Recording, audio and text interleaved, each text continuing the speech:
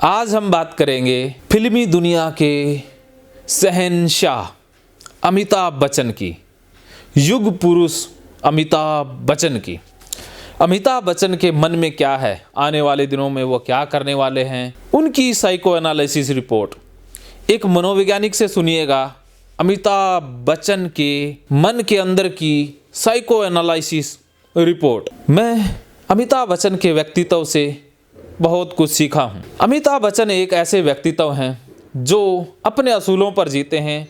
मानवतावादी उनका असूल है, जिसमें 7 पॉइंट हम डिस्कस करेंगे, जिसमें सबसे पहला है विज़न और मिशन। उनका विज़न और मिशन बहुत क्लियर है।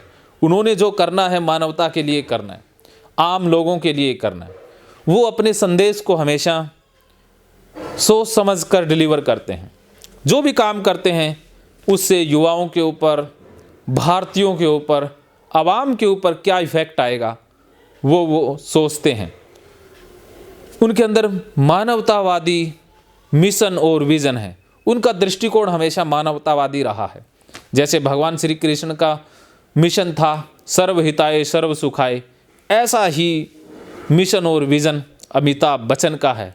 तो अमिताभ बच्चन भगवान श्री कृष्ण के मिशन और विज़न को ही फॉलो कर रहे हैं।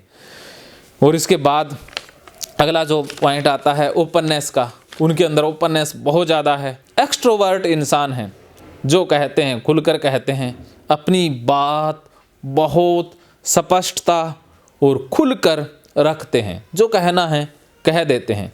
उसके बाद बात कर लेते हैं फ्लेक्सिबिलिटी की। तो अमिताभ बच्चन बहुत फ्लेक्सिबल इंसान हैं। बच्चों के साथ बच्चों जैसे बन जाएंगे, बड़ों के साथ बड़ों जैसे, युवाओं के साथ युवाओं जैसे। बाकी जिस तरह का इंसान हो उस इंसान के साथ वैसे ही बन जाते हैं, वैसे ही ढल जाते हैं। उनके व्यक्तित्व में कमाल की फ्लेक्सिबिलिटी है।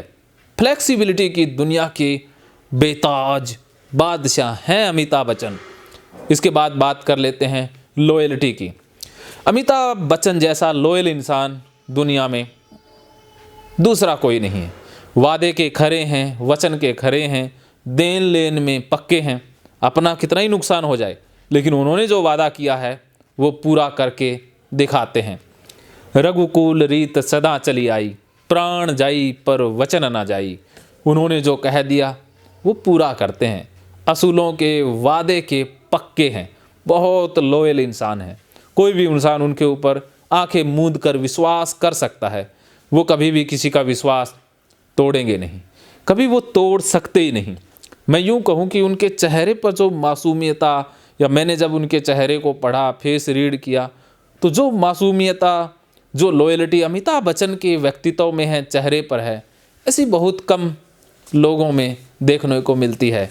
उसके बाद लॉजिकल या इमोशन वाले बिंदु की बात करें तो लॉजिकली उनको कोई लेना देना नहीं है। वो इमोशनल बंदे हैं, भावुक इंसान है, भावनाओं के मास्टर है। उनको लोगों के, आवाम के दुख दर्द का बहुत एहसास होता है।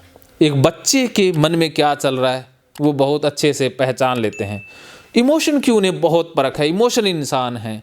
वो हमेशा बातों में नहीं जाते हैं, वो इमोशन में जाते हैं। वो फीलिंग को समझ जाते हैं। फीलिंग समझने की बहुत उनके अंदर एक्स्ट्रा ऑर्डिनरी क्षमता है। इसके बाद बात करें इंटरनल कॉन्फ्लिक्ट की, तो इंटरनल कॉन्फ्लिक्ट बिल्कुल नहीं है। अब वो अपने जीवन से बहुत संतुष्ट हैं, अब बहुत खुश हैं। जो वो कर रहे हैं उससे बहुत खुश हैं। उन्होंने जो करना था कर लिया। अब तो वो बस समय है तो कुछ कर लेते हैं, लेकिन उसमें कोई लाभ हानि नहीं सोचते हैं, बस करते जा रहे हैं। लाभ हानि से, इंटरनल कॉन्फ्लिक्ट से, लालच से वो ऊपर उठ चुके हैं। अब वो रियल मायनों में संतत्व को प्राप्त व्यक्ति बन चुके हैं। ये मनोवैज्ञानिक की रिपोर्ट कहती है। उसके बाद अगला स्ट्रेस और anxiety level. Stress anxiety level बिल्कुल नहीं है।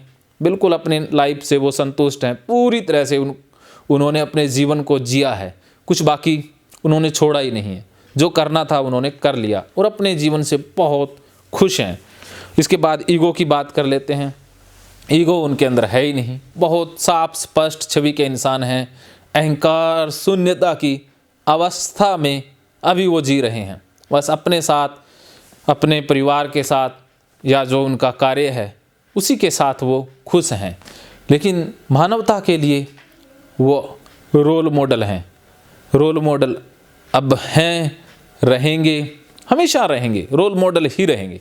अमिताभ बच्चन एक व्यक्ति का नाम नहीं है, एक सोच का नाम है, एक विचार, एक अंदाज, एक युग का नाम है। अमिताभ बच्चन व्यक्ति विशेष नहीं है, एक युग है, अपने आप में एक दुनिया है। तो ये रिपोर्ट थी अमिताभ बच्चन के बारे में। आपको कैसी लगी मुझे ज़रूर बताइएगा।